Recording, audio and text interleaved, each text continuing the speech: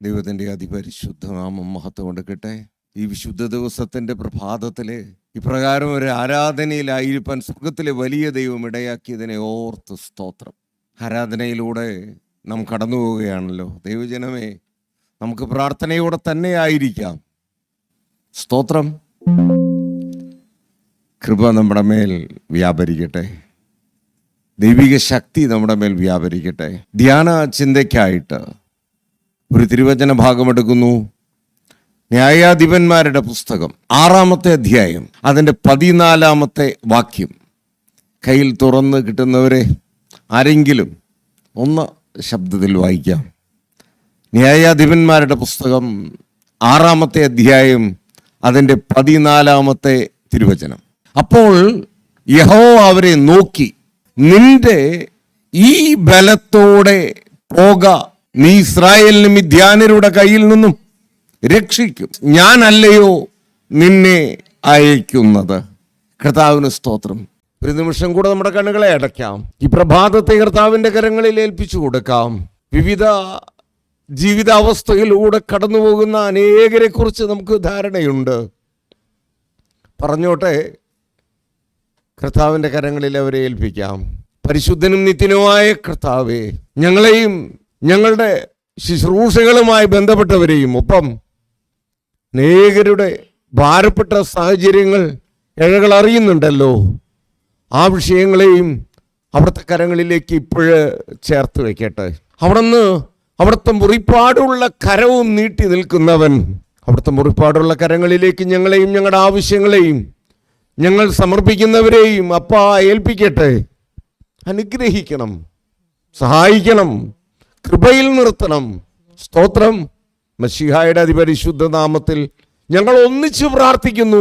കേൾക്കണം പിതാവേ. ആമേൻ. Praise the Lord. നമ്മൾ തിരുവചനം വായിച്ചു.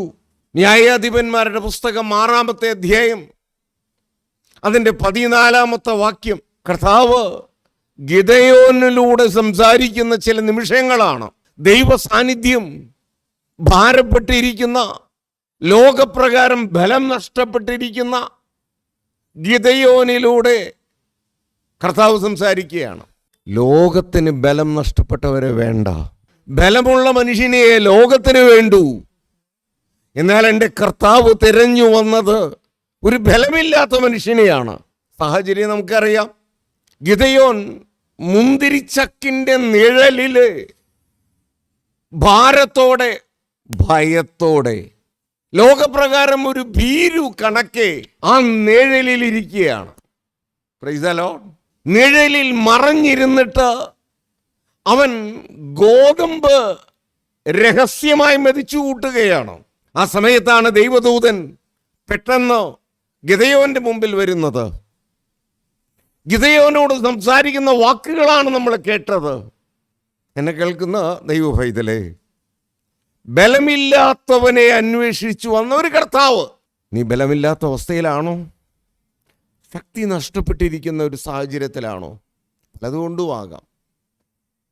ഗിദെയോൻ ഇവിടെ ഭാരപ്പെട്ടുകൊണ്ടിരിക്കുന്ന മിദ്യാന്യരുടെ ആക്രമണത്താലാണ്. മിദ്യാന്യർ ഒരുമാതിരി വെട്ടുകിളിയെപ്പോലെ കൂട്ടമായി വന്ന് ആക്രമിക്കുന്നു. തിരുവചനം നമ്മളോട് പറയുന്നു, ആ വെട്ടുകിളിയെപ്പോലുള്ള ആക്രമത്തിൽ സകലതും പിടിച്ചു പറിച്ചു കൊണ്ടുപോകുന്ന മിദ്യാനി സൈന്യം. ദൈവമക്കൾ വിതച്ച് കൊയ്യാറാകുമ്പോഴേക്കും ദേ വരികയായി കൂട്ടം കൂട്ടമായിട്ട് ശത്രു. എന്നെ കേൾക്കുന്ന ദൈവം, ഇതിലെ ഒരു മണി ധാന്യം പോലും ആ നാടിന് വയ്ക്കാതെ മുഴുവൻ തൻ്റെ കന്നുകാലികളുടെയും ഒട്ടകത്തിനെയും പുറകിൽ കെട്ടി കൊണ്ടുപോവുകയാണ്. അന്നത്തെ ട്രാൻസ്പോർട്ടേഷന് വേണ്ടി ഉപയോഗിച്ചിരുന്ന സംവിധാനം ഒട്ടകം. ആ ഒട്ടകം, ഒത്തിരി ഒട്ടകം, നിരവധിയായിട്ട് ഒട്ടകമുണ്ട് എന്ന് മിദ്യാന്യർക്കുണ്ട് എന്ന് തിരുവചനം. ആ ഒട്ടകങ്ങളെ മുഴുവൻ കൊണ്ടുവന്ന് ആ ഒട്ടകപ്പുറത്ത് ധാന്യങ്ങളുമായി പോവും. സകലതും പിടിച്ചു പറിച്ചങ്ങ് പോവും. പൈശാചികന്റെ ഒരു രീതി അതാണ്. എവിടെ ദൈവമക്കളായിരിക്കുന്നോ അവിടെ കടന്നു വരാൻ അവൻ ഒരു ശ്രമം നടത്തും. പ്രത്യേകിച്ച് ഈ ഗിദെയോന്റെ മണ്ണില് ദൈവജനത്തിന് ചില അക്കിടി പറ്റുന്നുണ്ട്.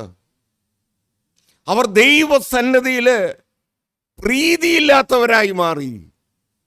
ദൈവ പ്രവൃത്തി അവർക്ക് വിരുദ്ധമായി മാറി. സന്തോഷം പോയി. എപ്പോഴൊക്കെ നമ്മൾ പാപത്തിന് അടിമപ്പെടുന്നോ, ദൈവ പദ്ധതിയിൽ നിന്ന് അകലുന്നോ, ദൈവജനമേ, അത് ശ്രദ്ധിക്കേണ്ടുന്ന ഒരു പ്രധാനപ്പെട്ട കാര്യം. എവിടെയാണ് ദൈവജനം പദ്ധതിയിൽ നിന്ന്, ദൈവിക പദ്ധതിയിൽ നിന്ന് അകലുന്നത്, അവിടെയെല്ലാം പ്രതികൂലമുണ്ട്. സാത്താൻ അത് വലിയ സന്തോഷമുള്ള കാര്യമാണ്.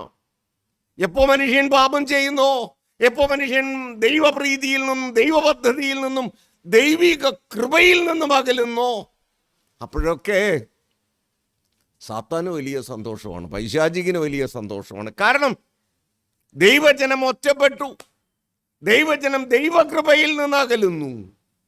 ഞാൻ നിങ്ങളും അറിയുക, ജീവിതത്തിൽ തമ്പുരാന്റെ പദ്ധതിയിൽ നിന്ന് നാം അകലുന്നുണ്ടോ?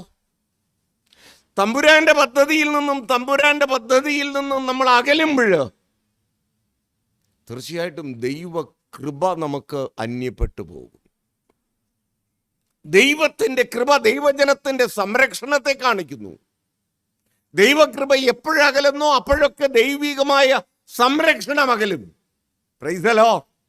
ദൈവികമായ സംരക്ഷണം അകലുമ്പോൾ പിശാചി സന്തോഷിക്കും. ഇവിടെയും അത് സംഭവിച്ചു. എപ്പോഴൊക്കെ ദൈവിക സന്തോഷം, ആ ദൈവിക പദ്ധതി അകന്നുപോയോ അപ്പോഴൊക്കെ ശത്രു കൂട്ടമായി വന്നു. ഇവിടുത്തെ ശത്രു മിദ്യാന്യരാണ്. എന്നെയും നിങ്ങളെയും ഒരുപക്ഷെ ആക്രമിക്കുന്ന ശത്രു എന്ന് പറയുന്നത് മിദ്യാന്യരല്ലല്ലോ. ഒരുപക്ഷെ ഒരു ശത്രു രാജ്യമാകണമെന്നില്ല, ഒരു ശത്രു സൈന്യമാകണമെന്നില്ല. ഓർക്കേണ്ടുന്ന കാര്യം രോഗമായിരിക്കാം, രോഗാവസ്ഥയായിരിക്കാം, സാമ്പത്തിക ഞെരുക്കങ്ങളായിരിക്കാം, മറ്റ് അംഗീകാരം കിട്ടാത്ത അവസ്ഥകളായിരിക്കാം, ഒറ്റപ്പെടലിൻ്റെ സാഹചര്യമായിരിക്കാം. ദൈവ പൈതലേ, ദൈവകൃപയാണ് നമുക്ക് ശരണമായിട്ടുള്ളത്. ദൈവകൃപയാണ്. അത് അവർക്ക് നഷ്ടപ്പെട്ടു പോയി. യോവാശിൻ്റെ മകനാണ് ഈ ഗിദെയോൻ. വചനത്തിൽ അത് പറയുന്നുണ്ട് തൊട്ട് മുൻപിൽ.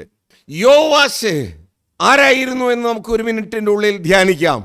അതിന് മുമ്പിൽ നമ്മൾ വായിച്ച വചനം ഒരു വരി കൂടെ ഒന്നുകൂടെ ആവർത്തിച്ചോട്ടെ. നിന്റെ ഈ ബലത്തോടെ നീ പോക. അപ്പം നമ്മൾ ചോദിക്കുന്നൊരു ചോദ്യമുണ്ട്, നിന്റെ ഈ ബലത്തോടെ നീ പോക എന്ന് പറയുമ്പോൾ, കർത്താവേ, ഇപ്പോൾ ഞങ്ങൾ കണ്ടുകൊണ്ടിരിക്കുന്ന ഗിദെയോനിലെ, ഈ ഗിദെയോനില് അപ്രകാരം ഒരു ബലമില്ലല്ലോ. ഞങ്ങൾക്ക് കാണത്തക്ക തരത്തിൽ, ലോകത്തിന് കാണത്തക്ക തരത്തിൽ ഗിദെയോന്റെ കയ്യിൽ ഒരു ബലമില്ല. അപ്രകാരം ബലമില്ലാത്ത ഗിദെയോനോട് ദൈവ സാന്നിധ്യം, ദൂതന്മാർ അറിയിക്കുന്ന ചിത്രമാണ് നമ്മൾ കേട്ടത്. ഈ ബലത്തോടെ നീ പോകാം, നിനക്ക് പോകാം, നിനക്ക് ബലത്തോടെ പോകാം. പക്ഷെ ലോകം തിരഞ്ഞു നോക്കുമ്പോൾ ബലമില്ല.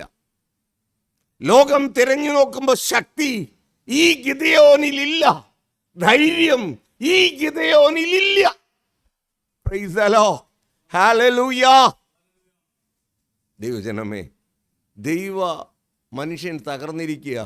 അപ്പോഴാണ് ദൂതൻ പറയുന്നത്, ഈ ബലത്തോടെ നീ പോക.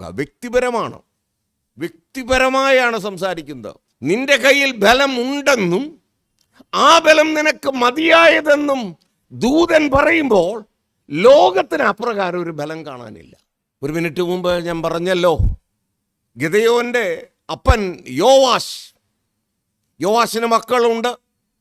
ആ മക്കളിൽ ഇളയവൻ ഗിദെയോൻ. ഇതൊക്കെ നമ്മൾ ആ തിരുവചനത്തിലൂടെ വായിക്കുന്നുണ്ട്. സമഗ്ര സമയം നമുക്ക് വായിക്കാം. കർത്താവിന് സ്തോത്രം. ഈ യോവാശ് ദൈവ പദ്ധതിയിൽ നകന്നു പോയതിനെ കുറിച്ച് തിരുവചനം, അവൻ ബാലിന് ഒരു അൾത്താര ഉണ്ടാക്കി. Price the Lord. ബാലിന് വേണ്ടി അൾത്താര, ബാലിനെ ആരാധിക്കാൻ തുടങ്ങി, ബാലിന് വേണ്ടി ഒരു യാഗപീഠം. എന്നാൽ ആ അന്തരീക്ഷം മുഴുവൻ ദൈവ പദ്ധതിയിൽ നകലുമ്പോഴും ദൈവ പദ്ധതിയിൽ നിന്ന് അകലാതെ ഒരു ദൈവ പൈതൽ നിലകൊണ്ടു. അവന്റെ പേരാ ഗിദെയോൻ. ആ ഗിദെയോനെ ദൈവം തിരഞ്ഞെടുത്തു. എന്നെ കേൾക്കുന്ന ദൈവവൈതലേ, ലോകം ഒരു പക്ഷേ ദൈവ പദ്ധതിയിൽ നിന്ന് അകന്നു പോകുമ്പോഴും നിനക്ക് എൻ്റെ കർത്താവിൻ്റെ പദ്ധതിയിൽ ചേർന്ന് നിൽക്കാനാകുന്നുവെങ്കിൽ, നിന്നെ മാനിക്കുന്ന, നിന്നെ അംഗീകരിക്കുന്ന, നിന്നെ തിരഞ്ഞെടുക്കുന്ന, നിന്നാൽ അനേകരുടെ വിടുതലിന് വേണ്ടി പ്രവർത്തിക്കാവുന്ന ഒരു ദൈവം ജീവിക്കുന്നു. അവൻ ഇന്നും ജീവിക്കുന്നു. എൻ്റെ കർത്താവിന് സ്തോത്രം. ഹല്ലേലൂയ. എന്നെ കേൾക്കുന്ന ദൈവവൈതലേ, യോവാശ് അരുതാത്ത പ്രവൃത്തി ചെയ്യപ്പോഴും ഉള്ളിൽ ബലത്തോടെ പിടിച്ചു നിന്ന ഒരു ഗിദെയോനുണ്ട്. ആ ഗിദെയോന്റെ ബലം ശ്രദ്ധേയമാണ്. അപ്പന് പോലും അന്യാരാധന, കുടുംബത്തിൽ അന്യാരാധന, സമൂഹത്തിൽ അന്യാരാധന, അരുതാത്ത ആരാധന. ആ സമയത്ത് അരുതാത്ത ആരാധനയിൽ ചെന്നുപെടാതെ ദൈവ പദ്ധതിയില്, ഹല്ലേലൂയ, ദൈവ പദ്ധതിയില് ചേർന്ന് നിന്ന ആ ദൈവ പൈതലിനെ കർത്താവ് മാനിച്ചു. ദുഷ്ടന്റെ കരങ്ങളിൽ പെടാതെ പിടിച്ചു നിന്ന ഒരു ബലത്തെയാണ് ദൈവം ഗിദെയോനിൽ കണ്ടത്. എനിക്കും നിനക്കും ദൈവസന്നദ്ധിയിൽ കാഴ്ചവെക്കാൻ ഈ പ്രകാരം ഒരു ബലമുണ്ടോ, ശക്തിയുണ്ടോ? ഗിദെയോനിൽ ഒരു പ്രത്യേക ശക്തി ഗിദെയോനെ കാത്തു പരിപാലിച്ചു. അതുകൊണ്ടാണ് നമുക്ക് ഒരു പക്ഷേ സംശയം തോന്നും, ഗിദെയോനിൽ ബലമില്ലാത്ത സമയത്ത്, ഗിദെയോനിൽ ശക്തിയില്ലാത്ത സമയത്ത് എന്തുകൊണ്ടാണ് ദൈവദൂതൻ വന്നിട്ട്, ദൈവ സാന്നിധ്യം വന്നിട്ട് ഈ ബലത്തോടെ പോക എന്ന് പറയുമ്പോൾ അതൊരു പരിഹാസമല്ലേ? അല്ല, അവൻ്റെ ഉള്ളിൽ കർത്താവ് കണ്ട ഒരു ബലമുണ്ട്. സമൂഹം എതിരായി പോകുമ്പോഴും, സമൂഹം ദൈവ പദ്ധതിക്ക് വിരുദ്ധമായി പോകുമ്പോഴും പിടിച്ചു നിന്ന, ദൈവാശ്രയത്തിൽ നിന്ന ഗിദെയോനിലെ ബലത്തെയാണ് ദൈവം കണ്ടത്. എന്നെ കേൾക്കുന്ന ദൈവവൈതലേ, നമുക്ക് കാഴ്ചവെക്കാൻ ഈ പ്രഭാതത്തിൽ, എൻ്റെ കർത്തൃസന്നദ്ധിയിൽ കാഴ്ചവെക്കാൻ ഇപ്രകാരം ഒരു ബലമുണ്ടോ? ആ ബലത്തെ കർത്താവ് അംഗീകരിച്ചു. ഇതാണ് നമ്മൾ ശരിക്കും കളങ്കപ്പെടാതെ, നമുക്ക് അങ്ങനെ ഒരു ചിന്തയാക്കി, അങ്ങനെ ഒരു പോയിന്റാക്കി സംസാരിക്കാം. കളങ്കപ്പെടാതെ നിന്ന ഒരു വ്യക്തിത്വത്തിൻ്റെ ഉടമയായിരുന്നു ഗിദെയോൻ. ദൈവസന്നിധിയിൽ കളങ്കപ്പെടാതെ നിൽക്കുന്ന ഒരു വ്യക്തിത്വം. ചിന്ത 2, അവൻ എന്തുകൊണ്ട് അവനിലെ ബലത്തെ കർത്താവ് കണ്ടു? അവനിൽ അപ്രകാരം ഒരു ബലമില്ലാതിരിക്കെ ലോകപ്രകാരം കർത്താവ് ഒരു ബലത്തെ കാണുന്നു എന്നുള്ള രണ്ടാമത്തെ കാരണം നമുക്ക് വായിക്കാം. ഗിദെയോന്റെ പുസ്തകം, ഗിദെയോന്റെ ന്യായാധിപന്മാരുടെ പുസ്തകം 6-ാമത്തെ അധ്യായത്തിന്റെ 15-ാമത്തെ തിരുവചനം. മനേശയിൽ എൻ്റെ കുടുംബം എളിയതും എൻ്റെ കുലം എളിയത്, എൻ്റെ കുടുംബത്തിൽ വെച്ച് ഞാൻ ചെറിയവനും അല്ലോ മതി എന്ന് മതി. കർത്താവിന് സ്തോത്രം. അവൻ പറയുകയാണ്, എൻ്റെ കുലം ചെറുത്, ഞാൻ ആ കുടുംബത്തിൽ ചെറിയവനും അല്ലോ. ആ വാക്കിന് പോലും അർത്ഥമുണ്ട്. അത് അംഗീകരിക്കുകയാണ്. അവൻ്റെ ഹൃദയം അംഗീകരിക്കുന്നുണ്ട്. അവസ്ഥ ഒരു വാക്കാൽ പലപ്പോഴും നമ്മൾ വാക്കാൽ പലതും പറഞ്ഞു പോകും. പറയുന്ന വാക്കുകളെയൊന്നും നമ്മുടെ ഹൃദയം അംഗീകരിക്കണമെന്നില്ല. എന്നാൽ സംസാരിക്കുന്ന ഗിദെയോന്റെ വാക്കുകളാണത്. ഗിദെയോനെ ഒരു ബോധ്യമുണ്ട്. എന്താ ബോധ്യം എന്നല്ലേ? ഞാൻ ചെറിയവനാണ്. Price the Lord. ഞാൻ ചെറിയവനാണ്, എൻ്റെ കുലവും ചെറുതാണ്. ഈ ലോകപ്രകാരം ശബ്ദത്തിൽ സംസാരിച്ച ചില കവികൾ മലയാളത്തിലുണ്ട്. ആ കവികളുടെ ഭാഷ ഞാൻ ചെറിയവനല്ലോ, ഞാൻ ചെറുത്, എനിക്ക് ഇത്തിരിയേ പറയാനുള്ളൂ, ഇങ്ങനെയൊക്കെ സംസാരിക്കുന്ന ചില കവിവചനങ്ങളുണ്ട്. ഓർമ്മയിൽ വരുമല്ലോ. അതൊക്കെ എത്രമാത്രം ഉയർത്തിപ്പാടിയ ഒരു സമൂഹം നമ്മുടെ ചുറ്റുമുണ്ട്. ഒരു കവിയിലെ ഒരു പ്രത്യേക എളിമയും ആ കവിയിലെ ഒരു പ്രത്യേക മനോഭാവമൊക്കെ പാടാൻ ഈ ലോകത്തിന് ആളുണ്ട്.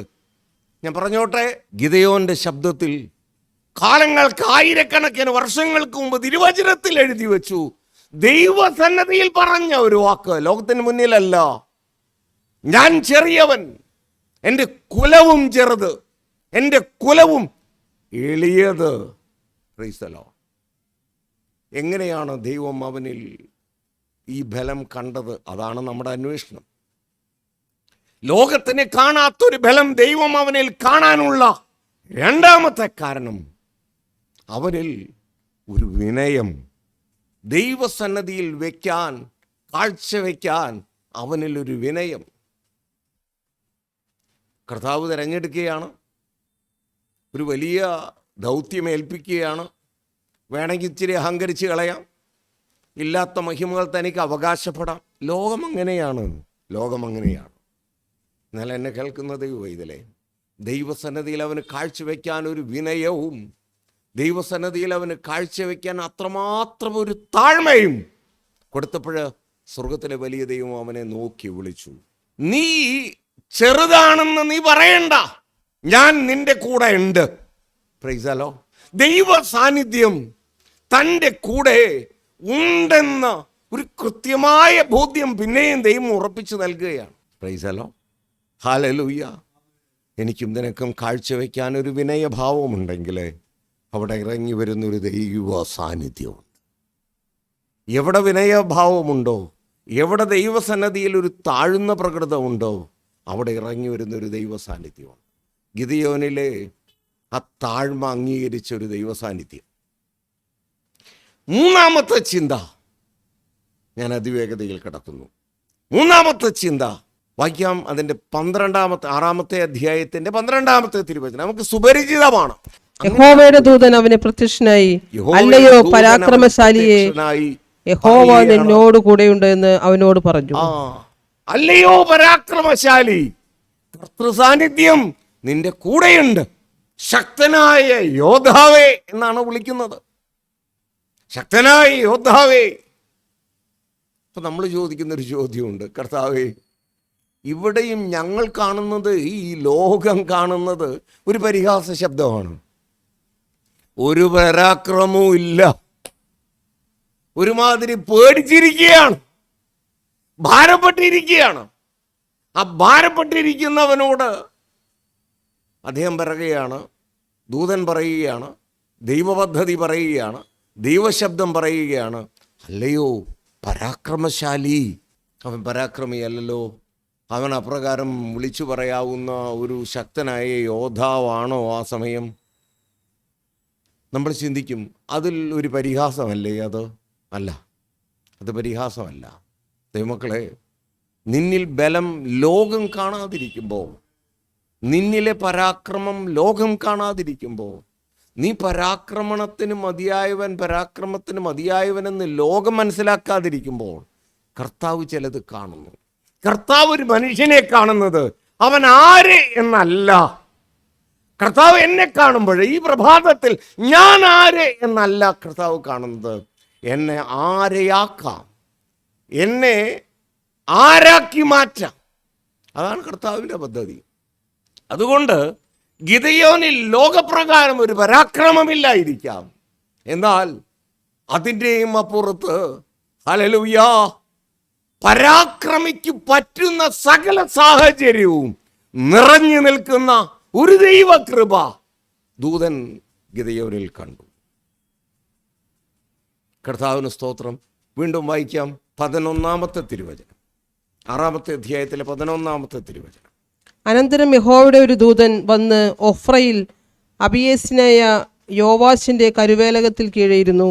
അവന്റെ മകനായ ഗിദെയോൻ കോതമ്പ് മിദ്യാനുടെ കയ്യിൽ പെടാതിരിക്കേണ്ടതിന് മുന്തിരിച്ചക്കിനരികെ വെച്ച് മെതിക്കുകയായിരുന്നു. മുന്തിരിച്ചക്കിന്റെ നിഴലില്, ഞാനൊരു മാസ്റ്റർ പെയിന്റിങ് കണ്ടത് ഓർക്കുന്നു.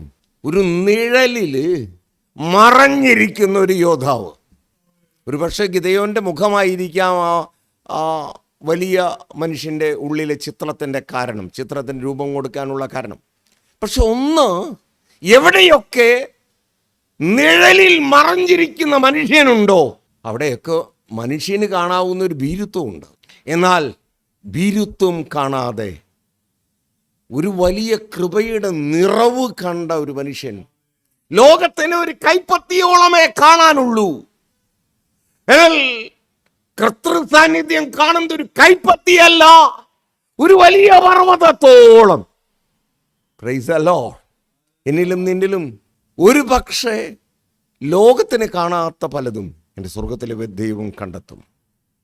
അതിന് ഞാൻ എന്തോ വേണം? ദൈവസന്നദ്ധിയിൽ താഴ്മയുള്ളവനാണ്. ഞാൻ എൻ്റെ വാക്കുകളെ നിർത്തുമ്പോൾ എന്നെ കേൾക്കുന്ന ദൈവവൈതലേ, നീ ഓർക്കണം, ബലമില്ലാത്തിടത്ത് ബലം പകരുന്നൊരു കർത്താവുണ്ട്. നിന്റെ ബലം നഷ്ടപ്പെടാനിടയായ സാഹചര്യം എന്തോ ആകട്ടെ, ആ സാഹചര്യത്തിന്മേൽ ഇറങ്ങി പ്രവർത്തിക്കുന്ന ഒരു കർത്താവുണ്ട്. നീ രോഗിയാണോ? നീ മറ്റു ചില വിഷയങ്ങളാൽ ഭാരപ്പെട്ടവനാണോ? നമ്മുടെ ഭാരപ്പെട്ട വിഷയം മറ്റുള്ളൊരാളുടെ മുന്നിൽ പ്രകടിപ്പിക്കുന്നത് നമുക്ക് സന്തോഷമുള്ള കാര്യമല്ല. നമ്മളെപ്രകാരം സങ്കടപ്പെടുന്നു, അപ്രകാരം നമ്മൾ ഒളിച്ചിരിക്കാൻ ആലോചിക്കും. അപ്രകാരം ഒളിച്ചിരിക്കുന്ന ഒരു അനുഭവത്തിലാണോ ഞാൻ? ഇന്ന് പകൽക്കാലം, ഇന്ന് പ്രഭാതത്തില് സ്വർഗത്തിലെ വലിയ കർത്താവ് നമ്മളോട് സംസാരിക്കുന്നു. എനിക്ക് നിന്നെ ചില പദ്ധതിയുണ്ട്. നീ ഇപ്പോൾ ആരായാലും ലോകം അത് മാത്രമേ കണ്ടിട്ടുള്ളൂ, പക്ഷെ ഞാൻ നിന്നെ ആരാക്കും എന്നാണ് എൻ്റെ പദ്ധതി. സ്തോത്രം. ഗിദെയോനെടുത്ത് ഉപയോഗിച്ച കർത്താവ്. എൻ്റെ വാക്കുകളെ നിർത്തുകയാണ്. നമുക്കൊരു നിമിഷം കൂടി കണ്ണുകളെ അടയ്ക്കാം. എൻ്റെ കൂടപ്പിറപ്പേ, നമ്മൾ പ്രാർത്ഥിക്കാൻ പോവുക. ഒരു നിമിഷം കൂടി പ്രാർത്ഥിക്കാൻ പോവുക. ദൈവസന്നദ്ധിയിൽ ദൈവമക്കൾക്ക് ഒരിടമുണ്ട്. ദൈവസന്നദ്ധിയിൽ ദൈവമക്കൾക്ക് ഒരിടമുണ്ട്. നീ ആരായാലും, നിന്റെ അവസ്ഥ എന്തായാലും, ഈ സമയം അത് വിശ്വസിക്കാമോ? നിന്നെ എൻ്റെ കർത്താവ് ആരൊക്കെയോ ആക്കി മാറ്റുകയാണ്. എൻ്റെ മുമ്പിൽ ആലോചിക്കുമ്പോൾ വഴികളില്ല, എൻ്റെ മുമ്പിൽ വഴികൾ കാണാനില്ല. മറ്റു പലരും എന്നിലേക്ക് നോക്കുമ്പോഴും വഴി കാണാനില്ല. എന്നാൽ എൻ്റെ കർത്താവിന് വളരെ ശുഭപ്രതീക്ഷയോടെയാണ് എന്നോട് സംസാരിക്കാനുള്ളത്, നിങ്ങളോട് സംസാരിക്കാനുള്ളത്. അവൻ നമ്മോട് സംസാരിക്കും. അസ്വസ്ഥപ്പെടരുത്, ഭാരപ്പെടരുത്, ലോകം ഭാരപ്പെടരുത് എന്ന് സദാ പറഞ്ഞു തരും. പക്ഷെ ദൈവസന്നിധിയിൽ മാത്രമേ അതിൻ്റെ ഉത്തരമുള്ളൂ. എൻ്റെ കൂടപ്പിറപ്പേ, ശാന്തമായി കർത്തൃകരങ്ങളിൽ നമുക്ക് ഏൽപ്പിച്ചു കൊടുക്കാം. യോവാശിൻ്റെ അരുതാത്ത ആരാധനയെ തകർത്ത് കളയാൻ പോലും ഫലം കാണിച്ച ഒരു ഗിദെയോനെ നമ്മൾ കണ്ടു കഴിഞ്ഞു. അപ്പനായ യോവാശ് ആരാധിച്ചിരുന്ന അന്യാരാധനയെ തകർത്ത് കളയാൻ ഗിദെയോനൊരു ബലമുണ്ടായിരുന്നു. താഴ്മയോടെ കർത്തൃസന്നദ്ധിയിൽ നമുക്കാകാം. കർത്താവിന് മഹത്വം, മുഴുവൻ ആരാധനയും കർത്താവ്. ദൈവമക്കളെ, എന്തോ സംസാരിച്ച് എന്തോ പറഞ്ഞിറങ്ങിപ്പോവുകയല്ല. ഹൃദയം കർത്താവിൻ്റെ കരങ്ങളിൽ കൊടുക്കുവോ? ഇടപെടുന്നൊരു കർത്താവുണ്ട്. എപ്പോഴൊക്കെയാണ് ദൈവജനം ഭാരപ്പെട്ടെ? അവർ അന്യാരാധനയിലേക്ക് ദൈവ പദ്ധതിയിൽ വിട്ട് അകന്നുപോയി. അകന്നുപോയിടത്തൊക്കെ പിശാച് സന്തോഷിച്ചു. അകന്നുപോയിടത്തൊക്കെ പിശാചിന് സന്തോഷമാണ്. എന്നെ കേൾക്കുന്ന ദൈവവൈതലേ, എന്നാൽ ചിലർ മാറ്റിവെക്കപ്പെട്ടവരായി, മാറ്റി നിർത്തപ്പെട്ടവരായി, കരുതപ്പെട്ടവരായി. ഹല്ലേലൂയ. പ്രവാചകനോട് പറഞ്ഞ പോലെ ഒരു വലിയ ജനതയെ ഞാൻ സൂക്ഷിച്ചിരിക്കുന്നു. ഞാനും നിങ്ങളും ആ കൂട്ടത്തിൽ പെടുമോ? പ്രാർത്ഥിക്കാം. ഞങ്ങളെ സ്നേഹിക്കുന്ന ഞങ്ങളുടെ വാഴ്ത്തപ്പെട്ട കർത്താവേ, അപ്പാ, ഞങ്ങളങ്ങനെ വിളിച്ചോട്ടെ. ഞങ്ങൾക്കതിന് അവകാശം തന്നിട്ടുണ്ടല്ലോ. നന്ദിയോടെ സ്തോത്രം. അനുഗ്രഹിക്കുന്ന ദൈവകൃപയ്ക്ക് സ്തോത്രം. കരുതുന്ന ദൈവകൃപയ്ക്ക് സ്തോത്രം.